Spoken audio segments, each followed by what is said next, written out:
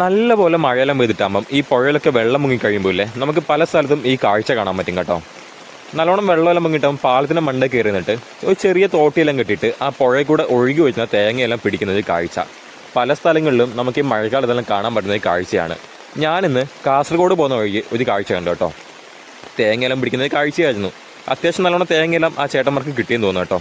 എന്തായാലും ഈ കാഴ്ചയെല്ലാം കണ്ടുകൊണ്ട് ഞാൻ നേരെ എത്തി നമ്മുടെ ബോവിക്കാനും പോകുന്ന വഴിക്കല്ല, ഇജണിയെല്ലാം കഴിഞ്ഞിട്ട് കിട്ടുന്ന ഫോറസ്റ്റ് റോഡ് ഉണ്ടല്ലോ അവിടേക്കാണ്. എന്താണെന്നറിയില്ല, എനിക്ക് ഈ കാസർഗോഡ് പോകുന്ന വഴിക്ക് നല്ലോണം ഇഷ്ടപ്പെട്ട വഴിയാട്ടത്. കാരണം ഇവിടുത്തെ പ്രകൃതി ഭംഗി തന്നെയാണ്, നല്ല പച്ചപ്പും. ഇപ്പം നല്ലോണം മഴയെല്ലാം പെയ്തിട്ട് ഇവിടെ നല്ല പച്ചപ്പലായിട്ടുണ്ട് കേട്ടോ. കാണാൻ തന്നെ വല്ലാത്തൊരു ഭംഗിയാണ്. നമ്മുടെ റോഡിൻ്റെ പണിയെല്ലാം ഏറെക്കുറെ കഴിഞ്ഞു കേട്ടോ. അത്യാവശ്യം വണ്ടിയെല്ലാം പോകുന്നുണ്ട്. പക്ഷേങ്കിൽ ഇവിടെ സൈൻ ബോർഡ് വെച്ചിട്ടുണ്ട്, ഇതല്ലേ ബൈക്ക്, ഓട്ടോറിക്ഷ, സൈക്കിൾ ഇതൊന്നും കയറ്റാനും പാടില്ല. എന്താ അല്ലേ നമ്മുടെയൊക്കെ ഓരോ കഷ്ടകാലം. അല്ലാണ്ട് ഇപ്പം എന്ത് പറയാനാ, നല്ല റോഡ് കിട്ടിയെങ്കിലും എന്നെപ്പോലുള്ളവർക്ക്, ഈ ബൈക്കൊക്കെ ഉള്ളവർക്ക് ഇതിലെ ഓടിക്കാനുള്ള ഭാഗ്യമില്ല. രാവിലെ പെയ്ത ശക്തമായ മഴയെല്ലാം കണ്ടുകൊണ്ട് തന്നെ കോട്ടൊക്കെ ഇട്ടുകൊണ്ടിട്ടാണ് പോയത്. പക്ഷേങ്കിൽ പ്രകൃതി നൈസായിട്ട് എന്നെ ഒന്ന് പറ്റിച്ചു. മഴയും പെയ്തില്ല, ഒന്നുമില്ല, നല്ല ചൂടും. പിന്നെ നമുക്കങ്ങനെ തോറ്റു കൊടുക്കാൻ പറ്റൂലല്ലോ.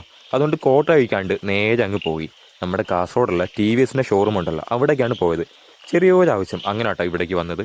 ഇവിടെ എത്തിയ സമയത്താണ് ഞാൻ അവിടെ പുതിയ വണ്ടിയെല്ലാം വെക്കുന്നിടത്ത് നമ്മുടെ RR 3 ടൺ ഉണ്ടല്ലോ ആ വണ്ടി കിടക്കുന്നുണ്ട് കേട്ടോ. അങ്ങനെ വണ്ടിയുടെ അടുത്ത് പോയിട്ട് ചുമ്മാ ജസ്റ്റ് നോക്കിക്കൊണ്ടിരിക്കുമ്പം ഒരാൾ വന്നിട്ട് പറഞ്ഞു ഈ വണ്ടി സെയിലിന് വെച്ചേക്കുമെന്ന് പറഞ്ഞു കേട്ടോ.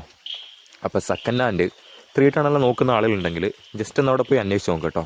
ചിലപ്പം ഈ വണ്ടി ലെക്കിന് കിട്ടിയെങ്കിൽ ആയില്ലേ.